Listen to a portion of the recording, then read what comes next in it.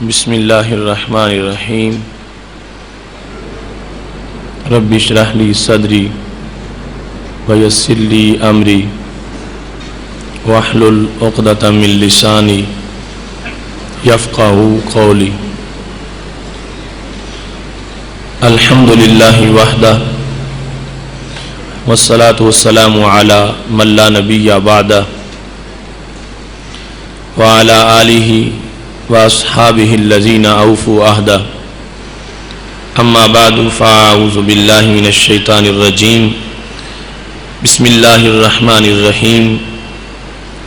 اللہ الذی خلقکم من ضعف ثم جعل من بعد ضعف قوة ثم جعل من بعد قوة ضعفا وشیبة یخلق ما یشاء وهو العلیم القدیر۔ صدق اللہ العظیم وصدق رسولہ النبی الکریم الامین۔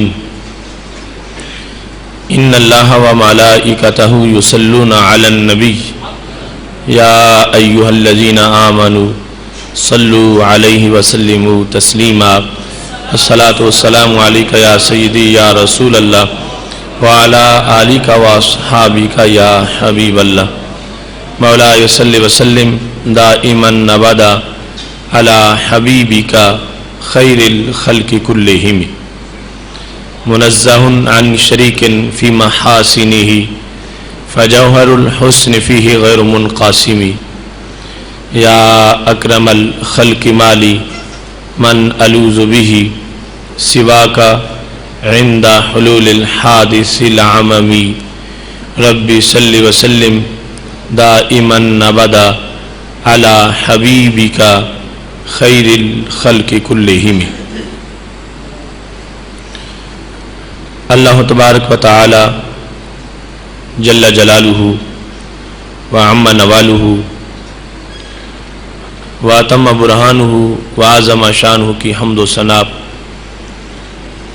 اور حضور پر نور شافع یوم النشور، دستگیر جہاں غم گسار زماں، سید سروراں حامی بے قسم، قائد المرسلین خاتم النبیین احمد مجتبیٰ جناب محمد مصطفیٰ صلی اللہ علیہ وآلہ واصحابہ وبارک وسلم کے دربار گہر بار میں ہدیہ درود و سلام عرض کرنے کے بعد،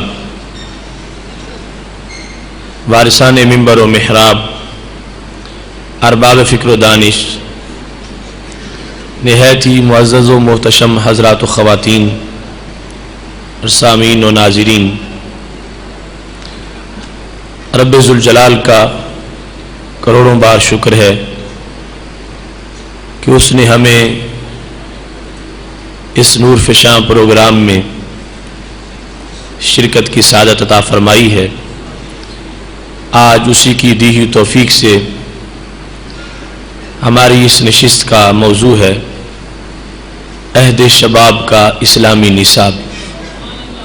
میری دعا ہے خالق کائنات جل جلالہ ہم سب کو قرآن و سنت کا فہم عطا فرمائے اور قرآن و سنت کے ابلاغ و تبلیغ اور اس کے مطابق زندگی گزارنے کی توفیق عطا فرمائے۔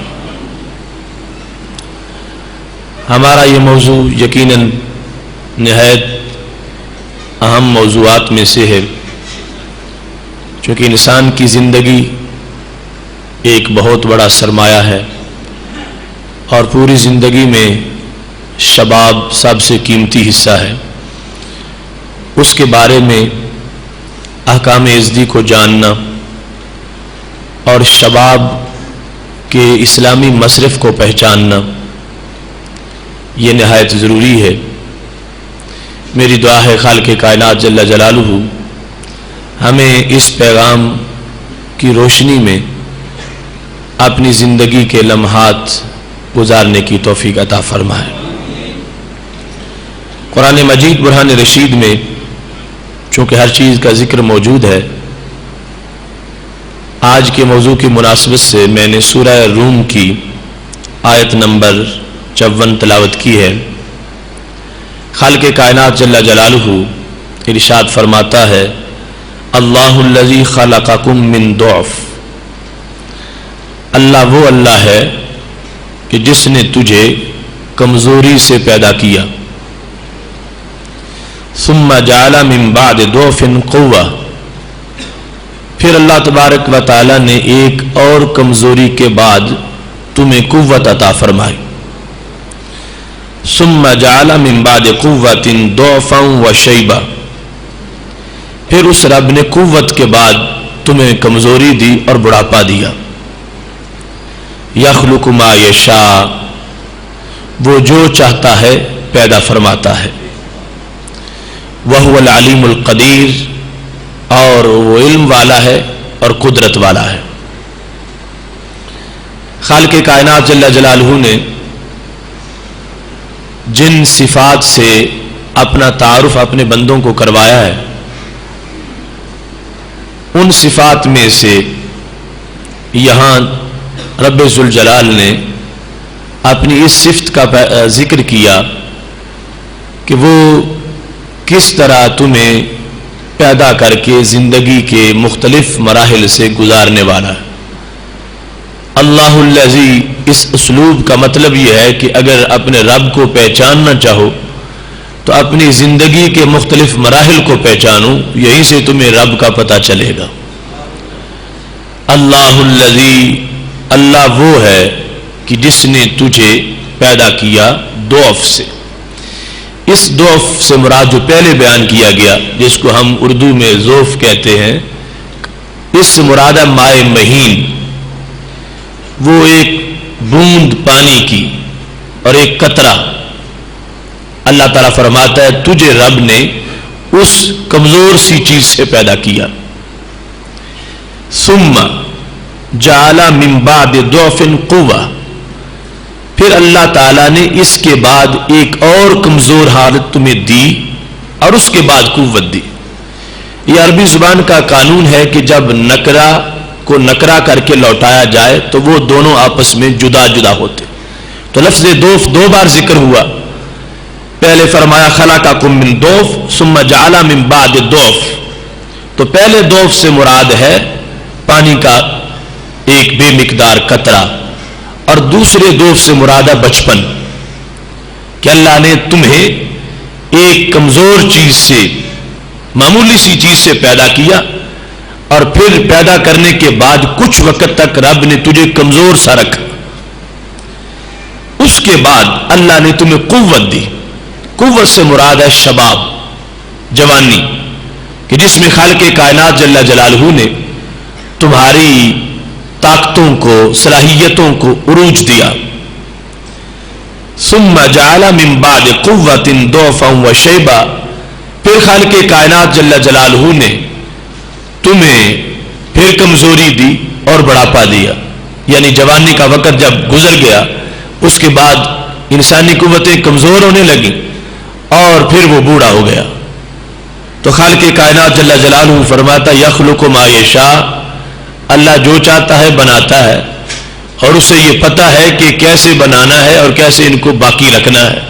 لہذا اس کی حکمتیں ہیں کہ وہ اول میں بھی بندے کو کمزوری کی حالت میں رکھتا ہے اور آخر میں بھی کمزور کر دیتا ہے، تاکہ اس کو پتہ چلے کہ اصل قدرتوں والی ذات اللہ کی ذات ہے اور قوتوں والی ذات اللہ کی ذات ہے.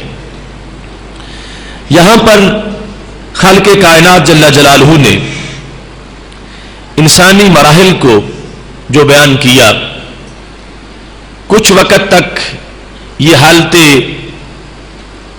جنین کہلاتا ہے، جب ماں کے شکم میں ہوتا ہے. جنین کے بعد جب ولادت ہو جاتی ہے تو بلوغ تک، اس کو طفل بھی کہا جاتا ہے، صبی بھی کہا جاتا ہے، غلام کا لفظ بھی بولا جاتا ہے.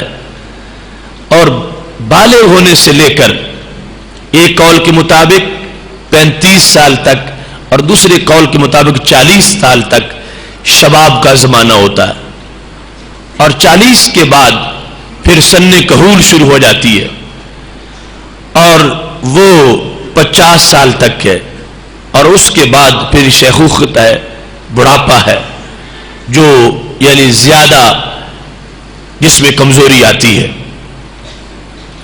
خالق کائنات جل جلالہ نے ان تمام مراحل میں سے انسانی زندگی کا ایک حصہ جو ہے اس کو قوت کے ساتھ تعبیر کیا، اور یہ ہم جس کو شباب کہہ رہے ہیں، جوانی اور شباب، سید عالم نور مجسم شفیع معظم صلی اللہ علیہ وسلم نے فرمایا ہے الشباب شعبۃ من الجنون، جوانی ایک نادانی ہے، جوانی جنون کا ایک شعبہ ہے، ڈپارٹمنٹ ہے پورا جنون کا، یعنی ایک قسم کا پاگل پن ہے۔ جس طرح پاگل کو کوئی پتہ نہیں چلتا کہ میرا نفع کس میں ہے نقصان کس میں ہے، ایسے ہی جوانی بھی اس کی مستی ہوتی ہے۔ بہت کم بندے ہیں کہ جن کو جوانی میں اپنے نفع و نقصان کا پتہ ہوتا ہے، حقیقی نفع و نقصان کا، ورنہ انسان اپنے آپ کو بھول جاتا ہے اور اپنی قیمتی جوانی کو نہایت ادنا کاموں کے اندر وہ خراب کر دیتا ہے۔ ایسے ہی سید عالم صلی اللہ علیہ وسلم کا فرمان ہے الشباب شعلۃ من الجنون، کہ جوانی جنون کا ایک شعلہ ہے، جس طرح شعلہ جلاتا ہے تو یہ بھی جلاتی ہے، یعنی انسانی کردار کو جلا کے راکھ کر دینے میں اس کا بہت بڑا کردار ہے۔ انسان بچپن میں اتنا نہیں لٹتا اور بڑھاپے میں اتنا نہیں لٹتا جتنا جوانی میں لٹتا ہے، یعنی اس کا جتنا نقصان عمل کے لحاظ سے، فکر و نظر کے لحاظ سے جوانی کے زمانے میں جو تھوڑا سا ٹکڑا ہے ہوتا ہے، اتنا اور کسی زمانے میں نہیں ہوتا۔ تو اس سے پتہ چلا کہ سب سے قیمتی ٹائم بھی یہی ہے اور سب سے خطرناک ٹائم بھی یہی ہے۔ جوانی کو جو شخص سنبھال لیتا ہے تو اس نے گویا کہ پوری زندگی کو محفوظ کر لیا، اور جو شخص اپنی جوانی کو بے لگام کرتا ہے تو اس نے پوری زندگی گویا کہ خراب کر دی ہے۔ یہ شباب ہر ایک کی تمنا ہے، بچہ شباب کی تمنا کرتا ہے اور شباب میں اس کو بڑھاپا پسند نہیں ہے۔ شباب کے پانے کے لیے اس وقت آرزو ہے کہ جب شباب آ سکتا ہے، مگر اس کے گزر جانے کے بعد بھی بندہ شباب کو ترستا ہے، مگر کبھی بھی شباب لوٹ کے اس کے پاس نہیں آتا۔ یہ ایک خواب ہے اور ایک خیال ہے، آتا ہے شباب اور چلا جاتا ہے، اور جوانی آتی ہے اور دیکھتے دیکھتے ڈھل جاتی ہے، اور اس کے بعد اس کی یادوں کے سوا کچھ بھی باقی نہیں رہتا۔ ایک پل بھر اور ایک لمحہ اور ایک بڑی تیز رفتاری سے گزر جانے والی چیز، جس کو انسان پھر حسرت کی یاداشتوں میں محفوظ رکھتا ہے، سوائے اس انسان کے کہ جس نے اپنی جوانی کو تقوی کے سانچے میں ڈال لیا ہو اور اس نے جوانی میں وہ کام کیے ہوں کہ قبر میں جاتے وقت بھی اس کو لمحہ لمحہ یاد آئے تو رب کا شکر ادا کرے کہ میں نے جوانی کو محفوظ کیا تھا اور میری جوانی اچھے کاموں میں گزر گئی تھی۔ اور اس شخص کو وقت وصال افسوس نہیں ہوگا جوانی کا، یاد وہ بھی کرے گا، لیکن جس نے جوانی کی قدر نہیں کی اور اس قیمتی حصے کو اس نے بے قدری کے انداز میں گزارا ہے، یقیناً وہ افسوس کرتا ہے، اور پھر اتنی تلخ یادیں ہیں اور اتنی کڑوی یادیں اس کو آتی ہیں۔ اور ہر شخص ہی جو اس اسٹیج سے گزر کے آگے چلا گیا ہے، آج اس کو یہ پتہ چلتا ہے، جب وہ بڑھاپے تک پہنچا تو شاہ حسین کہتے ہیں کتھے گیا تیرا سونا روپا، کتھے گئی تیری حسن جوانی، کتھے گئے تیرے نال دہانی، کتھے گئے تیرے ترکی تازی، او ویک تیری جن کھلوتی۔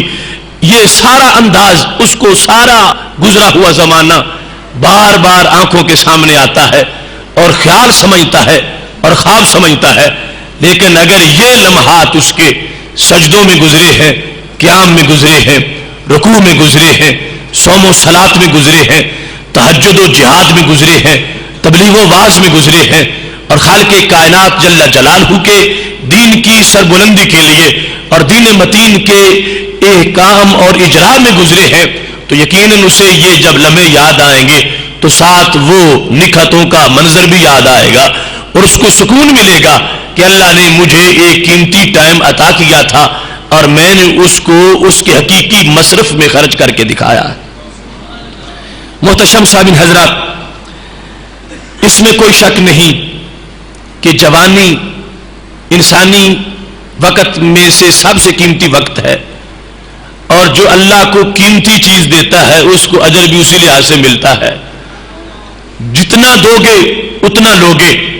بڑھاپے میں بھی نیکی نیکی ہے، مگر اس نیکی میں وہ لطف نہیں جو جوانی کی نیکی کے اندر لطف ہے۔ جوانی میں اصل یہ ہے کہ ایک انسان کے اندر بدی کی طاقت جوش مار رہی ہے، اور ابھی عقل جوان نہیں ہوئی۔ عقل عمر کے بڑھنے کے ساتھ ساتھ اس میں عروج آتا ہے، اور حیوانیت جو بندے کے اندر ہے عمر کے بڑھنے کے ساتھ ساتھ وہ گھٹتی جاتی ہے۔ تو شباب میں اس میں حیوانیت جو بندے کے اندر ہے وہ پورے جوبن پر ہے، اور ابھی عقل کی بہار آنے والی ہے۔ جوں جوں بڑھے گا عقل مکمل ہوتی جائے گی، کامل ہوتی جائے گی۔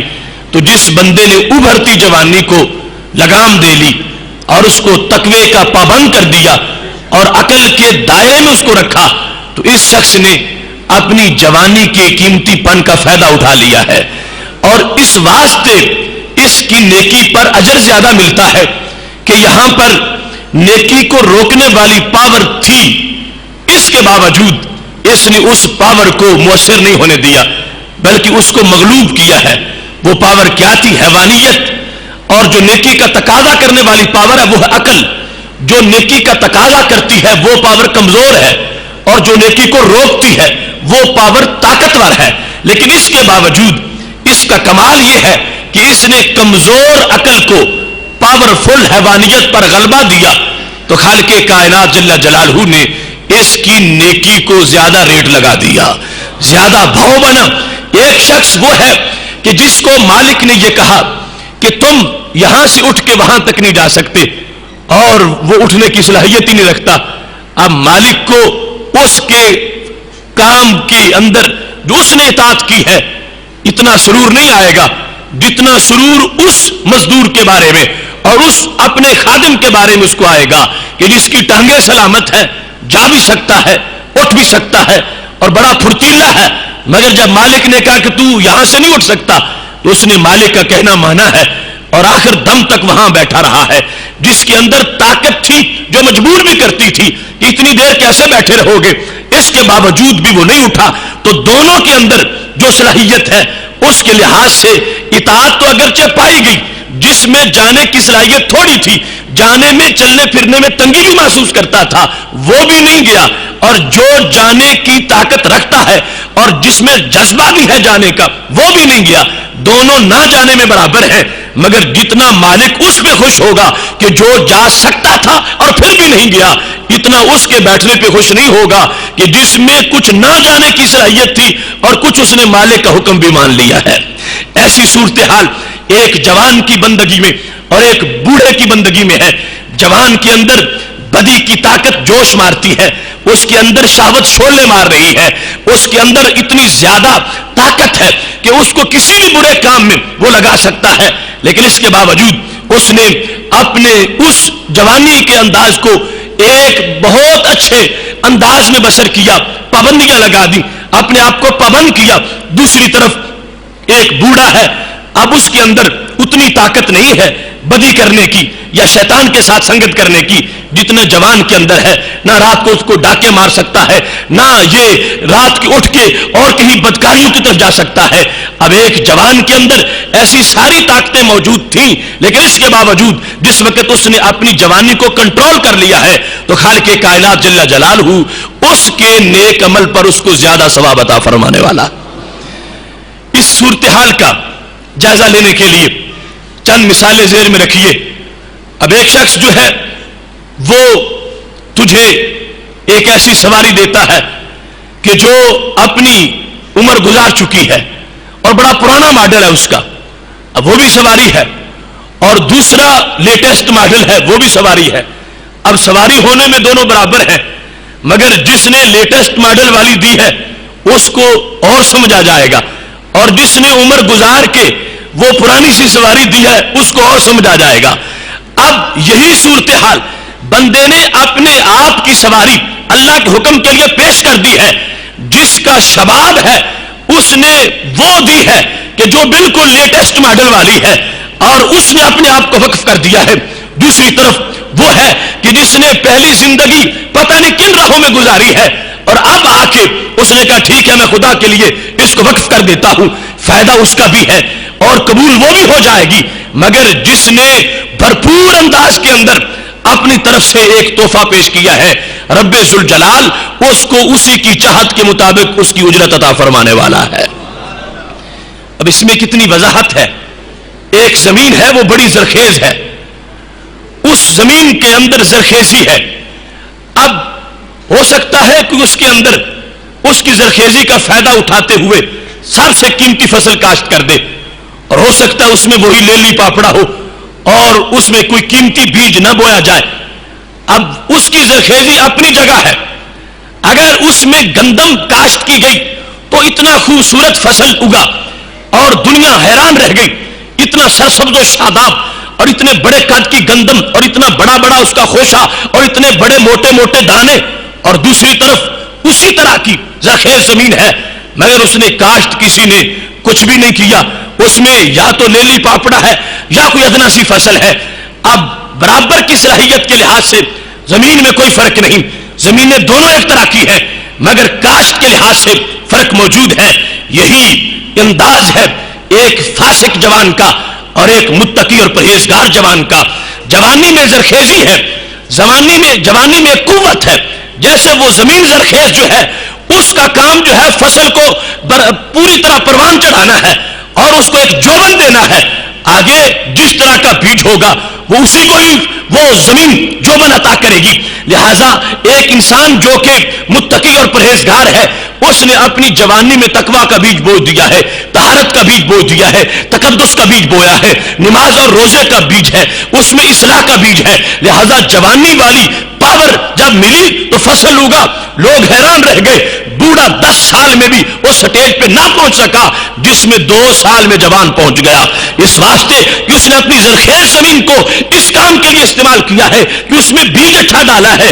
یہی جوان اگر اس جوان اپنی زرخیز زمین کے اندر یہ تقویٰ نہیں رکھتا, فسق و فجور ہے, شراب ہے, اس کے اندر بدکاری ہے, اس کے اندر ڈاکے ہیں اور اس طرح کی چیزیں ہیں, تو پھر اس جوانی میں تو پاور ہے اور بیج جیسا ہوگا ویسا بیج اگے گا, ویسا اس کے اندر فوراً ایک انقلاب آ جائے گا, ایک تبدیلی آ جائے گی. لہٰذا فاسق و فاجر کو پہچاننے کے لیے اور اس کے ساتھ جو ایک متقی اور پرہیزگار کا فرق ہے اس کو جاننے کے لیے اس زمین کی زرخیزی کو سامنے رکھتے ہوئے بیج کا جو اختلاف ہے اس کو پیش نظر رکھو, تو پھر تمہیں پتا چلے گا کہ ایک جوان بدماش کیسے ہوتا ہے اور ایک جوان اللہ کا ولی کیسے بن جاتا ہے. زمین زرخیز ہے, اس کے اندر ایک پاور ہے اور اس میں صلاحیت ہے, اور ہم یہ چاہتے ہیں جو موضوع ہم نے رکھا ہے کہ زرخیز زمین میں اچھا بیج کاشت کیا جائے, اس کے اندر اچھے بیج بو جائے, اس کے اندر اچھا بیج جو ہے وہ ڈالا جائے تاکہ پورے زمانے کو ایک بہار ملے, ایک انقلاب آ جائے اور پورے زمانے کو کھانے کے لیے اس سے روحانی پھل ملے اور پورے زمانے کے لیے وہاں سے خوشبو پیدا ہو جائے. اور اگر یہ زمینیں جو شباب کی آج ہمارے پاس موجود ہیں ان کے لیے مناسب بندوبست نہ ہوا, ان کو گندا پانی لگتا رہا, ان کو پلیت پانی سے سیراب کیا جاتا رہا, تو پھر کبھی بھی ان سے اچھے فصل کی امید نہیں کی جا سکتی. ایک مومن پرہیزگار اور متقی جس وقت وہ اپنے دل کی زمین کو پہچان جاتا ہے اور اس میں اچھا بیج ڈالتا ہے اور اچھا پانی اس کو دیتا ہے, یہ وہ ہے جس کو کہا جاتا ہے در جوانی توبہ کردن شیوائے پیغمبری, وقت پیلی گرج ظالم نسبت پرہیزگار. جس وقت اپنے شباب کی اس زمین کو جوش انسان محفوظ کر لیتا ہے, اللہ تبارک و تعالی اس کو اپنے ہاں فرشتوں جیسا مقام عطا فرما دیتا ہے. اصل میں اس کا فلسفہ یہ ہے کہ انسان جس وقت شکم مادر میں تھا آنکھوں کی جگہ تھی مگر آنکھیں دیکھنے کے لائق بھی نہ تھی, اگر کوئی کھولتا پھر بھی کھول نہ سکتی. پہلے تو جگہ جو ہے وہی بند تھی, پھر جگہ کھلی آنکھ اندر بن گئی. جب پیدا ہوا تو آنکھ بند تھی, اس کے بعد کچھ دنوں کے بعد آنکھ کھلی مگر پھر بند ہو گئی. پھر وقت تھا کچھ کھولتا تھا کچھ بند کر لیتا تھا. اس کے بعد وقت آ گیا کہ آنکھیں کھولی ہیں تو پھر کافی دیر کھلی رکھی ہیں, لیکن جن کو دیکھتا ہے ان کو پہچانتا نہیں. ان کو جانتا نہیں، امتیاز نہیں. ابتدا میں اس کو یہ بھی پتا نہیں کہ یہ میری ماں ہے یا کوئی اور عورت ہے. آنکھیں کھولی ہیں مگر امتیاز نہیں ہے. اور پھر کھولتے کھولتے یہاں تک وقت آیا کہ اس کو اور کچھ بھی نہ پتا ہو، یہ پتا چل گیا کہ یہ میری ماں ہے اور یہ کوئی اور خاتون نہیں ہے. اس کو اپنی امی کے بارے میں ایک پوری طرح تعارف ہو گیا. اب یہ کیا ہوا، بتدریج اس کے اندر ایک تبدیلی آئی. تو جس طرح ایک ظاہر کی آنکھ ہے ایسے ہی ایک باطن کی بھی آنکھ ہے. جس طرح ظاہر والی آنکھ آہستہ آہستہ کھلی ہے ایسی باطن والی آنکھ بھی آہستہ آہستہ کھلتی ہے. ظاہر کی آنکھ پہلے کھل جاتی ہے، باطن کی آنکھ بالغ ہونے کے ساتھ کھلتی ہے. جب انسان شباب کو پہنچتا ہے اس وقت اس کی آنکھ پوری کھل جاتی ہے. اب اس سے پہلے جس طرح ظاہری آنکھ کھلی تھی اور وہ بچہ اپنی ماں کو جب پہچان نہیں رہا تھا تو ماں کو بچے سے نفرت نہیں تھی. کیوں؟ اس کو امید تھی اگرچہ آج تو اس کو میرا پتہ نہیں ہے، کل اس کو میرا پتہ چل جائے گا، کل ضرور مجھے پہچانے گا، شناخت پیدا ہو جائے گی. جب تھوڑا دیکھتا تھا آنکھیں بند کر دیتا تھا. ماں چاہتی تھی میری طرف متوجہ ہو جائے، بچہ متوجہ نہیں ہوتا تھا. ماں کو رغبت تھی، پیار تھا. کیوں؟ وہ چاہتی ہے، جانتی ہے کہ وقت آنے والا ہے یہ پھر مجھے میٹھی نگاہوں سے دیکھے گا، مجھے پہچانے گا کہ میرا اس پر احسان کیا ہے. اس وقت اس کو پتہ چل جائے گا محسن کون ہے اور غیر محسن کون ہے. یہ تھا ماں کے سامنے ایک منظر. ماں اسے پیار کرتی رہی بلا تمثیل اور بلا تشبیہ. دوسری طرف ایک روحانی آنکھ ہے، وہ باطن کی آنکھ ہے. بالغ ہونے سے پہلے کھلتی تھی، بند ہو جاتی تھی. وہ دیکھتا تھا اور پھر بند کر لیتا تھا. پہچاننے کے قابل ہو چکا تھا، ابھی پہچان نہیں آ رہی تھی تو رب ذوالجلال اس کو دیکھ رہا تھا. فرمایا یہ میری طرف دیکھتا تو ہے مگر ابھی تک اس کو پتا نہیں کہ محسن کون ہے اور غیر محسن کون ہے. جیسے وہ ماں بیزار نہیں تھی بچے سے کیونکہ اس کو امید ہے کہ یہ ابھی دیکھے گا تو اس کو پتا چلے گا کہ مجھے دودھ پلانے والی کون ہے، اس کو محسن کا محسنہ کا پتا چل جائے گا. ایسی بالغ ہونے سے پہلے رب ذوالجلال اپنے بندے سے ناراض نہیں تھا، بیزار نہیں تھا، مکلف نہیں بنایا تھا. اس کو پتا ہے کہ ابھی پوری آنکھیں اس کی نہیں کھلی. آنکھیں کھلیں گی تو ضرور جانے گا اور جب آنکھیں کھلی تو شباب آ گیا اور شباب کے بعد حساب شروع ہو گیا اور بندہ مکلف ہو گیا. اس کے بعد بھی جو رب کو نہیں دیکھتا یعنی اس کے دربار میں نہیں جاتا، اس کا کہنا نہیں مانتا، اس کی بات نہیں سنتا، اس کے احکام کی طرف متوجہ نہیں ہوتا تو اب خطرہ ہے کہ اللہ بیزار ہو جائے، اللہ اس سے اپنی رحمتوں کو روک لے، خالق کائنات جل جلالہ اس سے اپنے فضل کو پیچھے ہٹا لے. لہذا شباب اس لیے حساس موڑ ہے کہ یہاں سے آ کے رب ذوالجلال بندے کو امتحان میں ڈالتا ہے. جو پہلا مرحلہ تھا وہ تو یوں ہی تھا جیسے وہ بچہ کبھی آنکھیں کھولتا تھا کبھی بند کر لیتا تھا اور امی اس سے ناراض نہیں تھی کہ اس کو وقت آئے گا تو پتا چلے گا. اب یہ شباب روحانی آنکھ کھولنے کا وقت آ گیا ہے. لہذا اس کے بعد بھی جو بندہ رب کی طرف متوجہ نہیں ہوتا تو خالق کائنات جل جلالہ اس سے اپنی رحمتوں کو پیچھے روک لیتا ہے. یہی وجہ ہے بالغ ہونے سے جب گناہ کرتا تھا، بالغ ہونے سے پہلے اگر تو دل پر دھبا نہیں لگتا تھا، دل ستھرا رہا، اگرچہ اس سے غلطی ہو گئی دل پر کوئی اثر نہیں پڑا، مگر بالغ ہونے کے بعد اگر اس نے کیا تو دل پہ سیاہ داغ لگ گیا. اب پتا چلا اللہ کی رحمت پیچھے ہٹ گئی ہے اور اس نے کہا ہے کہ اب بھی اگر اس کو پتہ نہیں چلتا تو پھر سیاہی جائے اس کے دل کی طرف. لیکن رب پھر بھی کروڑوں ماؤں سے زیادہ اپنے بندوں سے پیار کرتا ہے. اس نے پھر توبہ کا اس کے لیے دروازہ کھول دیا. فرمایا تم اشک بہاؤ یہ سیاہی اشکوں سے دور ہو جائے گی. اب یہاں سے اس گفتگو سے یہ تمہید ہمارے سامنے آ گئی کہ شباب کی اہمیت کیا ہے. حساس موڑ ہے اور یہاں سے امتحان شروع ہوتا ہے اور یہاں سے پھر آگے زندگی کے سارے اعمال کا ایک بیسمنٹ یہاں سے بن رہی ہے اور مدار یہی ہے. اس سے جس وقت انسان آگے نکلتا ہے تو پھر اس کو یہ دیکھنا چاہیے کہ شباب کے عمل کی ویلیو جو میں نے اجمالاً بیان کی کہ زرخیزی اس میں بڑی ہے. زرخیزی کی ایک وجہ بھی بیان کر دی کہ ایک مخالف قوت ہے وہ پاورفل ہے اور جو موافق ہے وہ کمزور ہے. اس کے باوجود بندہ عمل کرتا ہے تو خالق کائنات جل جلالہ اس کو اجرت دیتا ہے اور کتنی دیتا ہے کہ جس کا عام بندہ تصور کرنا چاہے تو تصور بھی نہیں کر سکتا. قربان جائیں ہم نبی علیہ الصلوۃ والسلام کے دربار رحمت پہ. میرے محبوب علیہ الصلوۃ والسلام نے خود اس بات کی وضاحت کرتے ہوئے آپ نے تفصیل سے ارشاد فرمایا ہے جامع الاحادیث اور طبرانی کے اندر یہ حدیث شریف موجود ہے. میرے محبوب علیہ السلام فرماتے ہیں ایشما ناشن نشا علی عبادت اللہ، وہ بندہ جو بالغ ہوئی عبادت میں ہوا ہے، یعنی ادھر سے بلوغ آ رہا تھا، یہ صوفی پہلے بنا ہوا تھا، بچپن سے ہی پرہیزگاری تھی اور بچپن سے ہی اللہ کے دربار کے ساتھ لگاؤ تھا، ساتھ بالغ ہوتا گیا اور بندگی جو ہے وہ ساتھ تھی.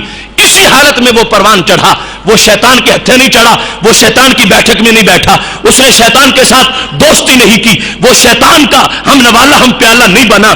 ابھی امتحان شروع ہونا تھا کہ وہ پہلے کمر بستہ تھا کہ کب بلوغت کی گھڑی آئے، میرا عمل جب اللہ کے دربار میں خصوصی نگاہ سے دیکھا جائے گا تو میں تیار ہو کے بیٹھا ہوں. جس وقت یہ انسان اس حالت میں تھا تو کیا ہوگا؟ میرے محبوب علیہ السلام فرماتے ہیں حتی یموتا، یہاں سے لے کر بالغ ہونے کی سرحد سے لے کر مرنے تک اس کی عبادت برقرار رہی ہے تو اس کی صورتحال کیا ہوگی؟ آت اللہ اجرا 99 صدیقہ، رب ذوالجلال اس کو 99 صدیقوں کا ثواب عطا فرمائے گا. ایک صدیق اس کی بڑی ویلیو ہے، بڑا مرتبہ ہے. 99 صدیق ایک بندے کی شخصیت میں اکٹھے ہو جائیں گے.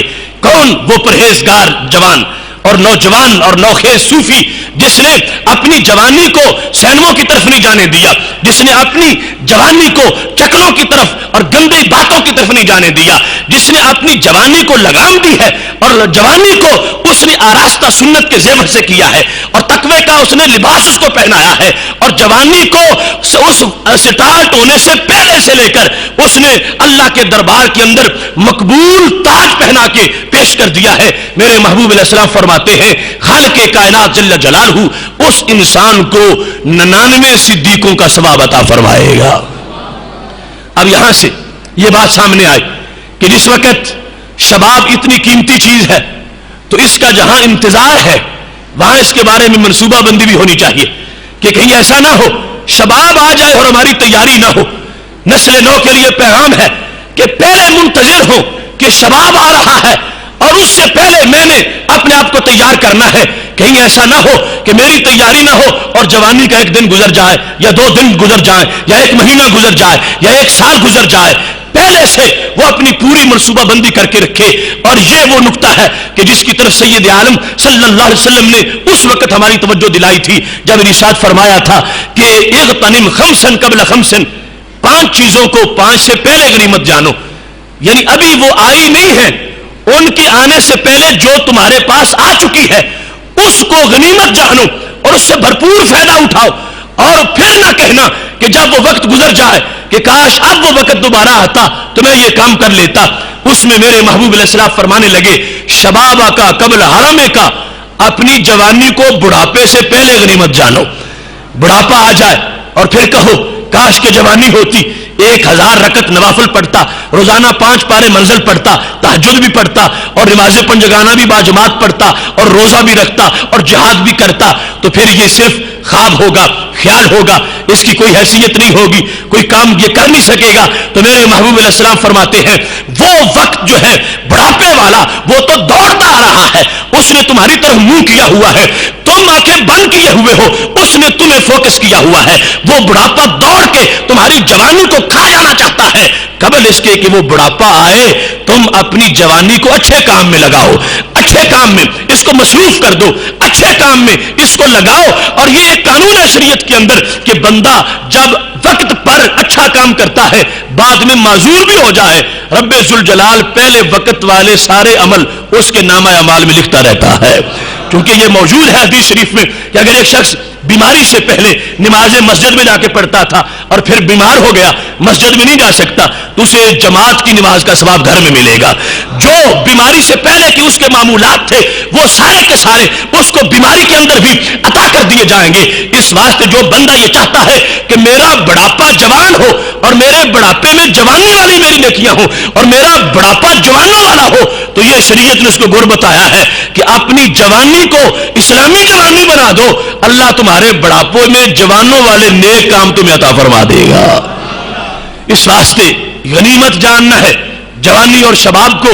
میرے محبوب علیہ الصلوۃ والسلام نے اب جس طرح دیکھو رمضان المبارک کی آمد سے پہلے محبوب علیہ السلام نے تقریر کی اور فرمایا قبل اس کے کہ رمضان گزر جائے اور عید آ جائے اور پھر تم افسوس کرتے رہو کاش کہ مجھے پہلے پتا چلتا تو میں رمضان میں بڑے نیک کام کرتا.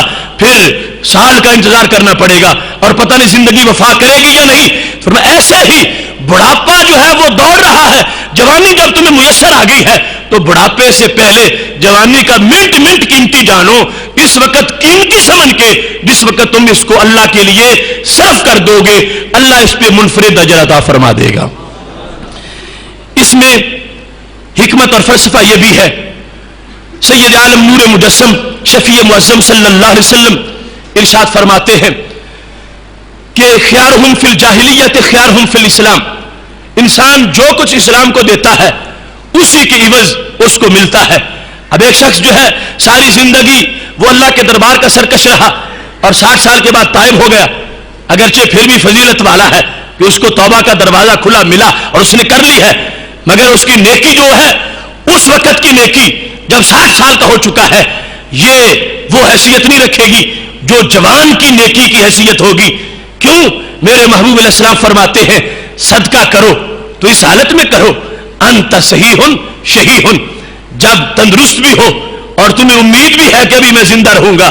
اس وقت کا صدقہ اس سے بہتر ہے کہ جب جان حلق میں آ چکی ہو اور پھر کہو یہ میرا پلاٹ فلاں مدرسہ کو دے دو اور میری فلاں چیز فلاں کو دے دو.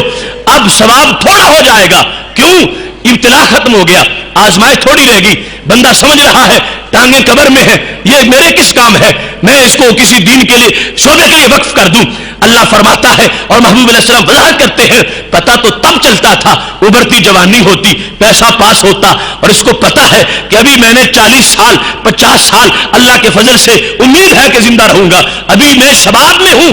اس وقت جو شخص اپنا پیسہ دیتا ہے یہ اس سے کہیں افضل ہے کہ جو مرنے کے قریب پہنچ چکا تھا تو اپنا پیسہ دے رہا تھا, کیونکہ اب صورتحال بدل گئی ہے, حیثیات بدل گئی ہے. ایسے ہی جو مرتے وقت دے جاتا ہے یہ بعد میں جو اس کے بیٹے دیتے ہیں اس کے مقابلے میں بہت اچھا ہے, اس واسطے کہ پھر بھی اب خود یہ کام کر رہا ہے. ایسے ہی فرمایا الصبر عند صدمۃ الاولى. ایک شخص وہ ہے اسلام نے روکا ہے کہ کوئی فوت ہو جائے تو ماتم نہ کرو, اللہ سے شکوے نہ کرو اور بین نہ کرو. اس نے پہلے دن ہی صبر کر لیا اور اس پر وہ قائم ہو گیا. وہ عورت ہے یا مرد ہے اس نے رب ذوالجلال سے شکوے نہیں کیے, بڑا قریبی تھا جو فوت ہوا, اس نے بین اور ماتم کا سلسلہ نہیں کیا. اب رب ذوالجلال نے اس کو تو نیکی دی ہے. اور دوسرا وہ ہے کہ جس نے پہلے 10 دن تو رو رو کے صبر نہیں کیا اور پھر کیا ہوا, پھر رونے کی صلاحیت ہی نہ رہی, پھر رونے کی طاقت نہ رہی اور پھر کہتا میں صبر کر رہا ہوں. تو نبی علیہ السلام فرماتے ہیں صبر یہ نہیں ہے, الصبر عند صدمۃ الاولى. جب سخت تکلیف ہو اس وقت صبر کے ویلیو ہوتی ہے, اس وقت صبر کے اجر ملتے ہیں. تو ایسے ہی ہر جو پہلو ہے شریعت کا اس میں ہمارے سامنے اس حیثیت کو رکھا گیا کہ جب شیطانیت بندے کو اکسا رہی ہو اور اس کا خون جوش مار رہا ہو اور شعلے مار رہا ہو, اس وقت جو اپنی جوانی کو نکیل ڈال کر مصلے پہ کھڑے کر کے اللہ کے دربار میں سجدے کروائے, تو اس بندے نے جو حق ادا کیا ہے اتنا اس نے حق ادا نہیں کیا جو 60 سالہ اپنی زندگی کو لے کے اللہ کے دربار میں آ گیا ہے. رب فرماتا ہے جب پوری طرح بدی کی قوتیں تیرے ساتھ تیار تھی اور وہ تمہیں گمراہ کرنا چاہتی تھی, اس وقت جو تو نے میرے اسلام کو ٹائم دیا ہے اس پر جو اجر ملے گا وہ بعد میں کبھی بھی نہیں مل سکے گا. ایسے ہی جس وقت صحابہ کرام علیہم رضوان دین میں داخل ہو رہے تھے تو میرے محبوب علیہ السلام فرمانے لگے خیارہم فی الجاہلیت خیارہم فی الاسلام. جو ان میں جاہلیت کے اندر چودھری تھے وہ اسلام میں بھی چودھری ہے. جو جاہلیت کے لیڈر تھے اگر انہوں نے کلمہ پڑھ لیا ہے تو انہوں نے اپنی لیڈری اسلام کو دی ہے, یعنی اپنی لیڈروں والی صلاحیتیں اسلام کو دی ہے. ایک نارمل سا بندہ کلمہ پڑھتا ہے جس کا اثر و رسوخ صرف محلے تک ہے اور دوسرا پورے شہر پہ حاوی ہے, اب اس کی صلاحیت جو اسلام کے لیے آئی ہے تو اس کی زیادہ فضیلت ہے. ایک شخص عام کلمہ پڑھتا ہے تو اس کا اور انداز ہے, اور حضرت سیدنا فاروق اعظم رضی اللہ تعالی عنہ کلمہ پڑھتے ہیں تو عرش تک دھوم مچ جاتی ہے, حالانکہ کلمہ تو دونوں کا ایک ہے. اتنا فرق کیوں ہے؟ فرق اس واسطے ہے کہ ایک کی صلاحیت نارمل سی ہے, وہاں اسلام کو اتنا اتنا فائدہ نہیں ملے گا جتنا وہاں مل رہا ہے جہاں ایک لیڈر نے اسلام قبول کر لیا تو اس کے اثرات دور دور تک پھیل جائیں گے. لہذا ہر وہ لمحہ کہ جس کے اندر بندہ اپنی طرف سے قیمتی چیز اسلام کو پیش کرتا ہے, اسلام بھی اس کو قیمتی اجر عطا فرما دیتا ہے. اس واسطے شباب کی جو نیکیاں ہیں اور شباب کے جو حوالے ہیں ان کی ایک اپنی لذت ہے. اب اس کو اپنے بدن پر منطبق کر لیجئے. ایک شخص آج جوان ہے اور آج کہتے ہیں ابھی میں بوڑھا ہو جاؤں گا جب تو پھر جا کے نیکی کر لوں گا, پھر میں روزے بھی رکھوں گا, نمازیں بھی پڑھوں گا. یا بالخصوص کہتا ہے ابھی تو بالکل جوان ہوں, ابھی میں داڑھی نہیں رکھتا, میں بوڑھا ہو جاؤں گا تو داڑھی رکھ لوں گا. تو اس پوری تشریح کی روشنی میں ایک شخص جس نے 60 سال کی عمر میں جا کے داڑھی رکھی, اس کی داڑھی کے مقابلے میں اس نوجوان کی داڑھی اللہ کے دربار میں کتنی مقبول ہے کہ جس نے ابھرتی جوانی کو داڑھی کے سائے میں پروان چڑھایا ہے اور اس کے ساتھ ہی وہ تصوف کے لبادے میں ہے اور اخلاق حسنہ کا زیور پہن کے وہ آگے بڑھ رہا ہے. تو خالق کائنات جل جلالہ نے اس عمل کو اپنی طرف سے خصوصی فضل عطا فرمایا ہے. ایسے ہی شباب کے لحاظ سے سید عالم نور مجسم شفیع معظم صلی اللہ علیہ وسلم نے جو ہمیں تعلیمات دی ہیں ان میں شباب اور دربار رب الارباب یہ ایک مستقل اس کا ایک شعبہ ہے کہ ایک جوان جس وقت اپنی جوانی پرہیزگاری میں گزار رہا ہے تو خالق کائنات جل جلالہ کے قرب میں وہ کیسی جگہ پاتا ہے.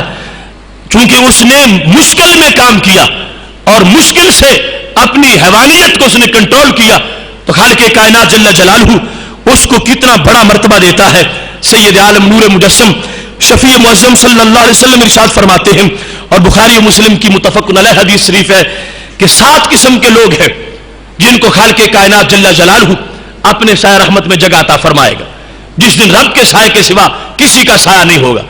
یہ حدیث پہلے کورس میں آ چکی ہے تفصیل سے, آج صرف اختصار سے اس موضوع کا جو حصہ ہے وہ بیان کر رہا ہوں. یعنی وہ حشر کا دن جب کسی کا کوئی پروٹوکول نہیں ہوگا اور بڑے بڑے نواب اس وقت پگھل رہے ہوں گے, لیکن 7 قسم کے انسان ایسے ہیں کہ جنہیں رب ذوالجلال اس دن بھی اللہ کی طرف سے فرشتے پروٹوکول عطا کریں گے اور وہ خالق کائنات کے دربار میں خصوصی سیٹوں کے مستحق بن جائیں گے. نور کی کرسی پر نور کا چہرہ لے کر وہ بیٹھ جائیں گے. ان میں سے کون ہے؟ ان 7 میں سے ایک انسان ایسا ہے جس کے بارے میں سید عالم نور مجسم شفیع معظم صلی اللہ علیہ وسلم ارشاد فرماتے ہیں شاب نشأ فی عبادت اللہ. وہ نوجوان کہ جس نے جوانی پرہیزگاری میں گزاری ہے یہ ایسا ہے کہ اس کو خالق کائنات حشر کے دن اپنے دربار میں نور کے ممبر پہ بٹھا دے گا. اب اس نے مشکل کام کیا, جوانی اسلام کے نصاب کے مطابق گزاری اور عہد شباب کو مربوط رکھا تو اس کے لیے رب ذوالجلال نے بھی اجر رکھا ہے کہ جب بڑے بڑے لوگ گرے پڑے ہوں گے اور کوئی پرسان حال نہیں ہوگا, اس جوان کو کہ جس نے اپنی جوانی شیطان کے ساتھ نہیں گزاری رحمان کے حکم کے ساتھ گزاری ہے, خالق کائنات جل جلالہ اس کو اپنے دربار میں بلند مقام عطا فرمانے والا ہے. ایسے ہی دہلوی نے اس حدیث کو روایت کیا ہے. حضرت عبداللہ بن عمر رضی اللہ تعالیٰ عنہ راوی ہے اور یہ حدیث قدسی ہے. خالق کائنات جل جلالہ خود فرماتا ہے اور کس کو؟ جوان کو متوجہ کر کے ایک اسلامی نوجوان کو رب ذوالجلال خطاب کر رہا, اس سے بات کر رہا ہے. اللہ فرماتا ہے ایھا الشاب المؤمن بقدری, فرمایا وہ جوان کہ جس کا میری تقدیر پر ایمان ہے, تقدیر پر ایمان رکھنے والا ہے, الراضی بکتابی اور میرے لکھے ہوئے پر راضی ہے, شکوے نہیں کرتا کہ اللہ نے فلاں کو اتنا دیا مجھے کچھ بھی نہیں دیا, میری تقدیر مانتا ہے اور میری کتاب پر راضی ہے, جو میں نے لکھ دیا اس سے شکایت نہیں کرتا, اور القانی برزقی جو میں رزق دیتا ہوں اس پہ قناعت کرتا ہے, یعنی ہاتھ پاؤں مار کے حرام کھانے کی کوشش نہیں کرتا, وہ قناعت کرتا ہے, کانے ہے میرے رزق کے اوپر قناعت کرتا ہے. اور پھر چوتھے نمبر پر فرمایا التارک لشہوتہ من اجلی, میری وجہ سے اپنی ساری خواہشات کو دیش نکالا دینے والا, صرف میری رضا کے لیے وہ اپنی آنکھ بھی پاک رکھتا ہے, اپنے کان بھی پاک رکھتا ہے, اپنی زبان بھی پاک رکھتا ہے, اپنی جلوت کو بھی پاک رکھتا ہے, اپنی خلوت کو بھی پاک رکھتا ہے. اس نے جوانی پرہیزگاری میں گزاری ہے, اس کا کردار جو ہے وہ عفیف ہے, یعنی وہ مرد ہے یا عورت وہ پاک ان کو کسی طرح بھی ان کے کردار پر کوئی آلودگی نہیں ہے، کوئی داغ نہیں ہے، کوئی دھبا نہیں ہے۔ خالق کائنات جل جلالہ یہ صفات اس کی بیان کر کے، چار صفتیں کہ تو میری تقدیر مانتا ہے، میرے لکھے ہوئے پر راضی ہے، میرے رزق پر تو قناعت کرنے والا ہے، اور تو میری وجہ سے برائیوں کو چھوڑنے والا ہے۔ یہ چار صفتیں بیان کر کے اللہ فرماتا ہے انت اندی کبعض ملائکتی، تو میرے ہاں فرشتوں جیسا ہے، تیرا مقام میرے دربار میں فرشتوں جیسا ہے، تو فرشتوں جیسا بن گیا ہے۔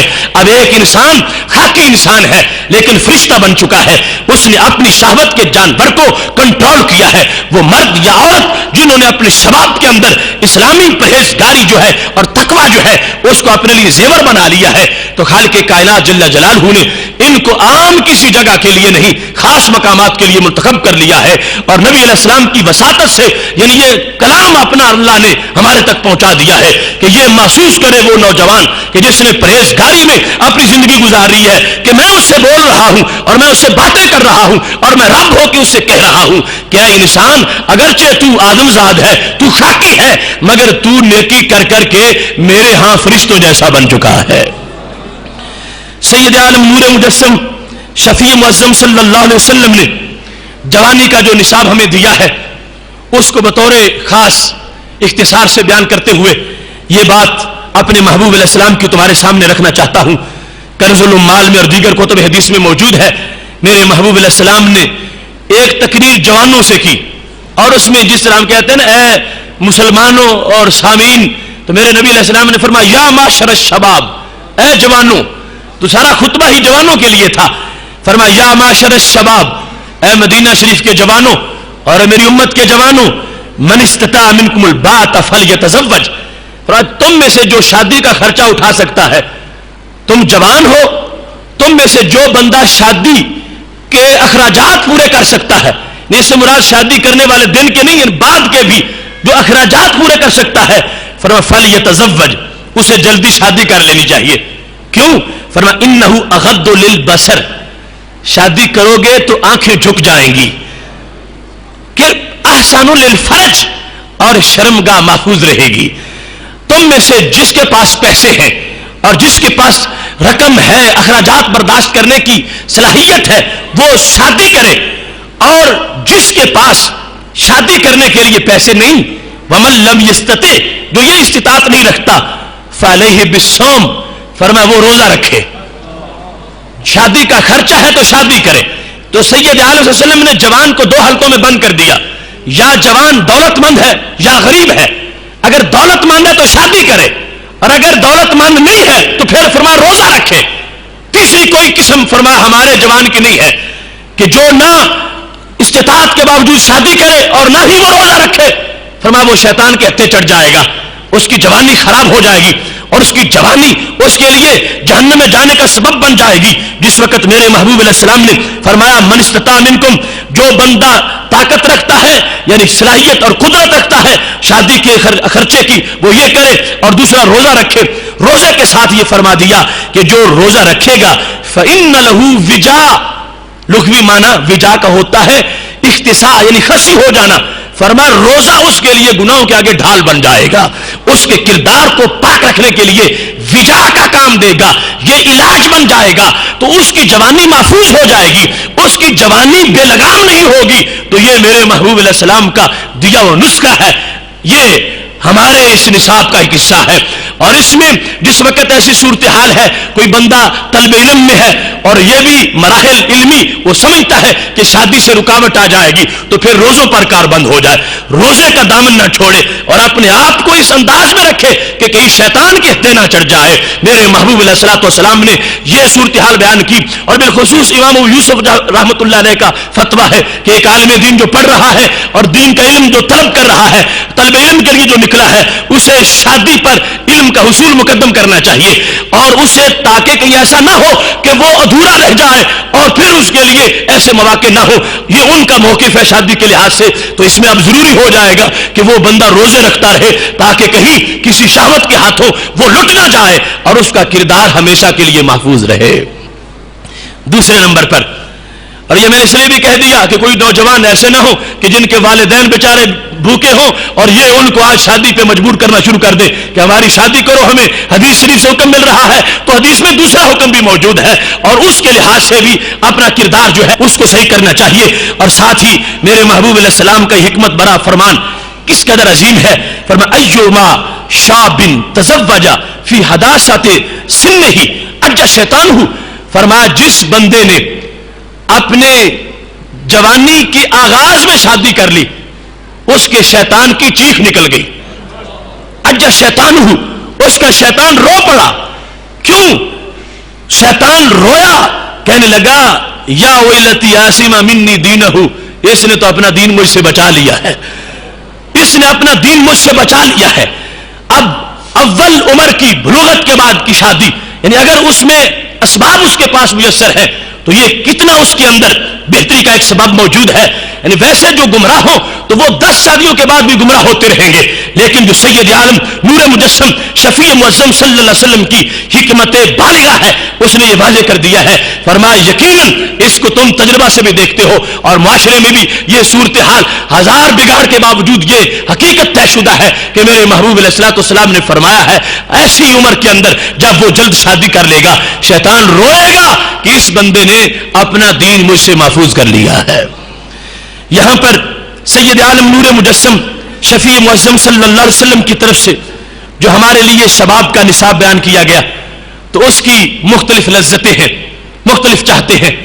امام محمد بن حسن طوسی رات کو مطالعہ کرتے تھے اور مطالعہ کرتے کرتے جب رات 2 بجے کا ٹائم ہو جاتا تو اپنے آپ سے باتیں کرتے ہوئے کہتے تھے این ابناء الملوک من هذه اللذہ، جتنی لذت اب مجھے آئی ہے اتنی بادشاہوں کے شہزادوں کو کہاں آئے گی۔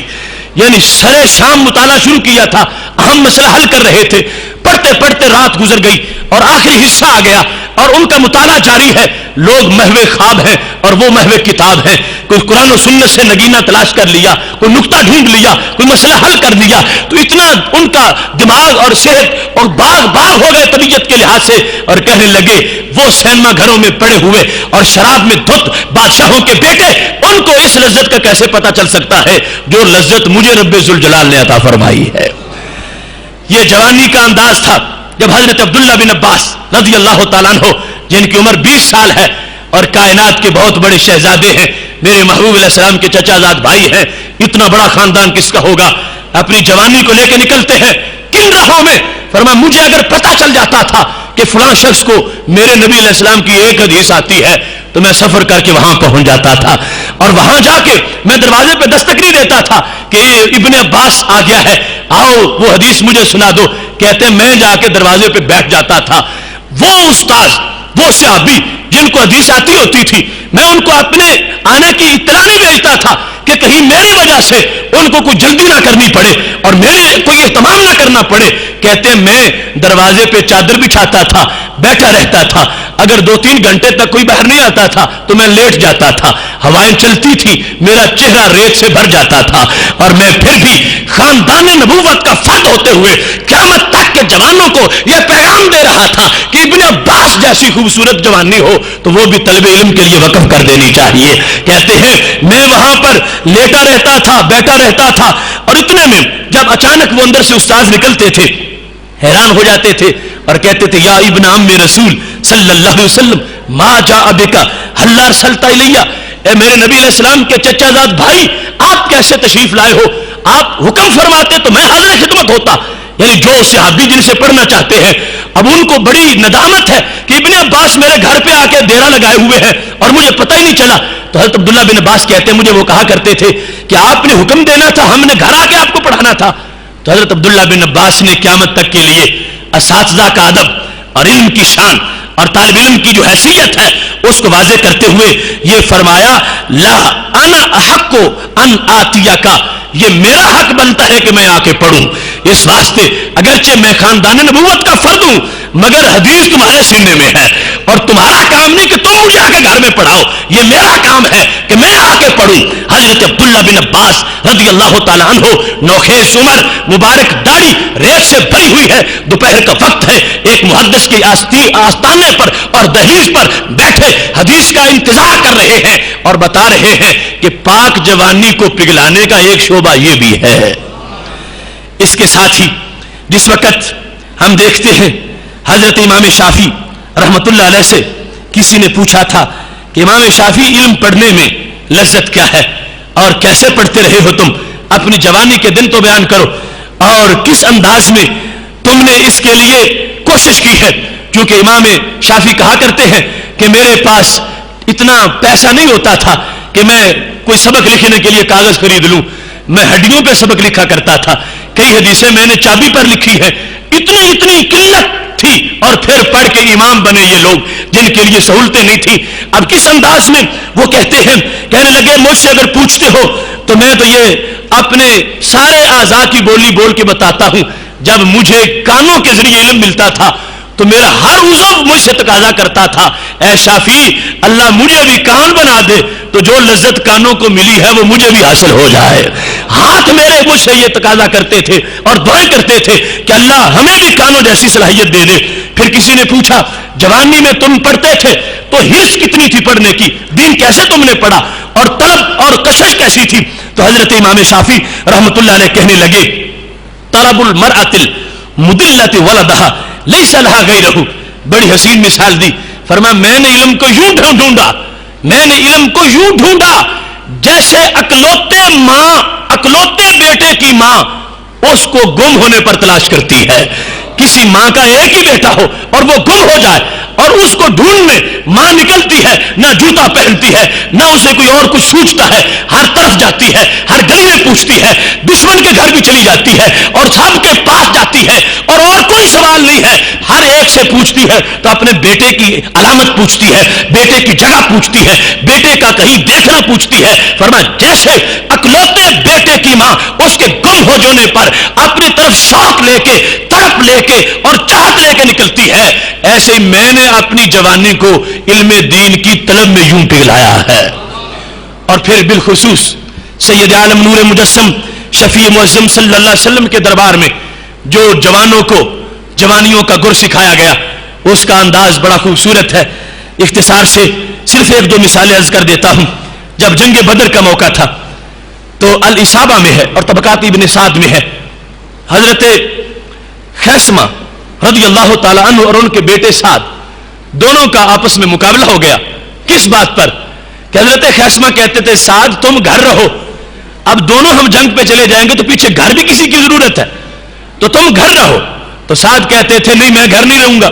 سعد اور خیسمہ، سعد بن خیسمہ باپ بیٹا، ان دونوں کا آپس میں اس سلسلے میں تکرار چل رہی تھی۔ بیٹا بالکل نوخیز تھا، باپ کہتے تھے تمہاری عمر چھوٹی ہے، ابھی تم گھر رہو، میرے ذمہ ہے جہاد، میں جا کے کرتا ہوں۔ جس وقت بات کافی آگے چلی گئی تو پھر ایسا ہوا کہ دونوں رسول اکرم صلی اللہ علیہ وسلم کے پاس چلے گئے اور وہاں پر حضرت سعد جو ہیں ان کے والد نے سرکار کے سامنے سمجھایا کہ تم گھر رہو، میں جاتا ہوں، ضرورت میری ہے اور فرض مجھ پہ ہے، میں جا رہا ہوں۔ تو ان کا جواب دیا تھا قال سعد لو کان غیر الجنت لآثرتک بہ، اے میرے ابا جی اگر جنت کے سوا کسی بات کا معاملہ ہوتا تو پھر تو میں تجھے ترجیح دیتا، لیکن بات جنت کی ہے تو میں بات شہادت کی ہے تو میں چاہتا ہوں تم سے پہلے میری شہادت کا وقت آئے، تمہاری شہادت سے پہلے میری شہادت کا وقت آئے۔ محبوب علیہ السلام نے جب یہ دیکھا کہ یہ تو بڑا ہی دیوانہ ہے اور شہادت اور جنت کا عمر اٹھتی ہے اور ابھی تک کوئی زندگی کا پھل بھی نہیں کھایا اور جوانی کی کوئی لذت بھی حاصل نہیں کی، میرے محبوب علیہ السلام نے فیصلہ کیا ٹھیک ہے ہم اپنی طرف سے کوئی حکم نہیں دیتے، تم باپ بیٹا قرآن اندازی کر لو۔ اب نبی علیہ السلام کے سامنے قرآن اندازی ہو رہی ہے، چشم فلک نے اسلام کے لیے جو جان دینے کا منظر تھا، پہلے کبھی لوگوں کو یوں اسلام کے لیے دین کے لیے یوں مخلص نہیں پایا تھا، جہاں جان دینے کے لیے قرآن اندازی ہو رہی ہے، باپ کہتا ہے میں دینا چاہتا ہوں، بیٹا کہتا ہے میں دینا چاہتا ہوں۔ جب قرآن اندازی کی گئی تو حضرت سعد کا قرآن نکل آیا، بیٹے کا قرآن نکل آیا، باپ کی بجائے بیٹے کا قرآن نکل آیا. جس وقت اب یہ نکلے فخرج مع رسول اللہ صلی اللہ علیہ وسلم الی بدر، بدر میں پہنچے. فقاتل ابن عبد ود، وہ جو مشرکین کا پہلوان تھا جو 1000 مرد کے مقابلے سمجھا جاتا تھا، عمر بن عبد ود، جس کو بعد میں حضرت علی رضی اللہ تعالیٰ نے قتل کیا تھا. تو یہ حضرت سعد عمر بن عبد ود کے اوپر جا کے حملہ آور ہو گئے اور لڑتے لڑتے راہ حق میں شہید ہو گئے. یہ نوجوانی تھی اور اس کو نبوت کے زیر سایہ پروان چڑھایا گیا تھا. اور اس کا انداز یہ تھا، وہ کہہ رہے تھے کہ جب وقت شہادت کا ہے اور شہادت کی باری ہے تو شہادت کی باری میں ابا جی کو نہیں دوں گا، میں خود یہ باری حاصل کرنے والا ہوں. اور چشم فلک نے دیکھا کہ جو انہوں نے نعرہ لگایا تھا قرآن اندازی کے وقت اس کا پاس بھی کیا ہے. یہ نہیں ہے کہ قرآن اندازی میں تو بڑا شوق ہو اور تلواریں لگے تو سب کچھ بھول جا، نہیں، ان کا خون بہتا ہوا بھی اعلان کر رہا تھا اے عصر حاضر گواہ رہنا، چراغ الفت جلایا ہم نے، راہ وفا کے قدم قدم پر ہمارے لہو کے دیے جلیں گے. اور یہی منظر جس کو حضرت سعد بن ابی وقاص رضی اللہ تعالیٰ عنہ نے علیحدہ اپنے انداز میں بیان کیا ہے، آل صحابہ میں یہ بھی موجود ہے. حضرت سعد بن ابی وقاص کہتے ہیں کہ غزوہ بدر والے دن رأیت اخی عمیر بن ابی وقاص، میں نے اپنے چھوٹے بھائی عمیر بن ابی وقاص کو دیکھا، وہ سرکار دو عالم صلی اللہ علیہ وسلم سے چھپنے کی کوشش کر رہا ہے. جدھر سرکار ہوتے ہیں ادھر سے وہ ہٹ جاتا ہے اور چھپنے کی کوشش کرتا ہے. تو میں نے دیکھا تو میں نے کہا ماں بے کا یا اخی، میرے بھائی وجہ کیا ہے، تم کیوں چھپ رہے ہو؟ رسول اللہ صلی اللہ علیہ وسلم سے چھپنا تو نہیں چاہیے، نگاہ کرم جس پہ پڑتی ہے وہ تو بڑا خوش نصیب ہوتا ہے، تم کیوں چھپ رہے ہو؟ تو اس جوان کی ابھرتی جوانی کا انداز دیکھیے، وہ کہنے لگے احب الخروج، میں اصل میں بدر جانا چاہتا ہوں، لعل اللہ ان یرزقنی الشہادہ، تاکہ اللہ مجھے شہادت دے، اور چھپتا اس لیے ہوں کہ عمر میری بدر جانے والی نہیں ہے، اگر میرے نبی علیہ السلام دیکھیں گے تو مجھے خطرہ ہے واپس لوٹا دیں گے. تو حضرت سعد نے کہا ایسے تو میں بھی تجھے نہیں لے جاؤں گا، میں تو سرکار کے سامنے پیش کروں گا. فعرض علی رسول اللہ صلی اللہ علیہ وسلم، تو عمیر بن ابی وقاص کو حضرت سعد نے اپنے چھوٹے بھائی کو سرکار کی خدمت پیش کر دیا. یا رسول اللہ صلی اللہ علیہ وسلم یہ بھی پیچھے آ گیا ہے اور اب چھپتا پھر رہا تھا، تو کہتا ہے میں نے بھی جہاد کرنا ہے. اب دیکھو کیا تربیت ہے میرے محبوب علیہ السلام کی، جو کیا انداز دیا ہے، ابھرتی جوانی اور وہ مسکراتے ہوئے شگوفے، انہیں کس قدر آگ سے ٹکرانے کا شوق ہے، اور وہ ننھے ننھے لوگ ان کو کس قدر چٹانوں کے ساتھ ٹکرا کے ان کو پاش پاش کرنے کا جذبہ حاصل ہے. جس وقت محبوب علیہ السلام کے سامنے وہ حاضر ہے تو میرے محبوب علیہ السلام نے ردہ فرمایا نہیں، میری طرف سے اجازت نہیں ہے، یہ چھوٹی عمر ہے اس کی، تو ہم اس کو جانے کی اجازت نہیں دیں گے. اگر ہمارے قانون ہیں اور ان کی وجہ سے ہم سمجھتے ہیں کہ والدین کے کچھ حقوق ہیں، ان کی کچھ تمنائیں ہیں، اور کچھ جنگ کے اندر جو گرمی ہوتی ہے اور جو جنگ کے اندر مشکل مقامات ہوتے ہیں، کچھ عمر تو ہونی چاہیے بندے کی، یہ عمیر ابھی بالکل چھوٹا ہے، اس واسطے میں اس کو اجازت نہیں دوں گا. تو کیا ہوا؟ فبکا، حضرت عمیر بن ابی وقاص جو ہے انہوں نے رونا شروع کر دیا. اور کبھی کبھی یہ انداز بھی کام دے ہی جاتا ہے. جب میرے محبوب علیہ السلام نے دیکھا کہ ننھا سا صحابی ہے اور رو رہا ہے تو سرکار نے فرمایا ٹھیک ہے عمیر جانا چاہتے ہو تو آ جاؤ. حضرت عمیر بن ابی وقاص کو اجازت مل گئی. حضرت سعد کہتے ہیں کہ ان کی اتنی عمر چھوٹی تھی، کنت عاقد حمائل سیفی من صغرہ، ان کی چھوٹی عمر کی وجہ سے میں بار بار جو تلوار لٹکانے والی حمائل ہے وہ میں باندھتا تھا ان کو یہ بھی ایک طریقہ نہیں تھا پورا، وہ عمر کے لحاظ سے میں بار بار تلوار والی جو تلوار لٹکانے والی حمائل ہے میں ان کی باندھتا تھا، ان کی صغر سنی کی وجہ سے. کہنے لگے جس وقت اس انداز میں یہ آگے بڑھے ہیں، خالق کائنات جل جلالہ نے ان کے دل کی حسرت کو پورا کر دیا ہے، اور سید عالم نور مجسم شفیع معظم صلی اللہ علیہ وسلم کے زیر سایہ اگنے والے ان پھولوں نے اس بات کو ثابت کیا ہے کہ محبوب علیہ السلام نے جو جوانی کے گر بتائے ہیں وہ واقعی ایسے ہیں کہ جو انسان ان کو دیکھتا ہے ان پر پابند ہو جاتا ہے اور کاربند ہو جاتا ہے. وہ گر بندے کو رب ذوالجلال کے دربار میں ولی کامل کے درجے پر پہنچا دیتے ہیں. آج کا ہمارا یہ موضوع کرنٹ افیئرز کے لحاظ سے نہایت ہی اہم موضوع ہے.